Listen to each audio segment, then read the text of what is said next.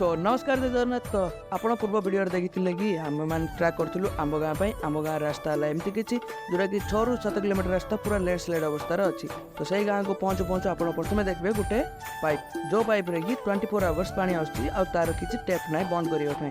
तो सही पानी को प्रथम आप दर दर हाथ में एत ठंडा आ पीलु जे पूरा एक्वा गार्ड भी मीठा। तापर आम चलू गोटे रूम देखिए प्रथम प्रिपेयर कलु आम किसी चा कहीं बाहर होता प्रबल जर शीत। तो तापाई शीतर कारण किसी पूरा गरमा गरम चा पी सारापर आम प्रिपेरेसन कलु खरा बेला खाଇବା आम गाँव देखो आम गाँव दृश्य गला कि एमती।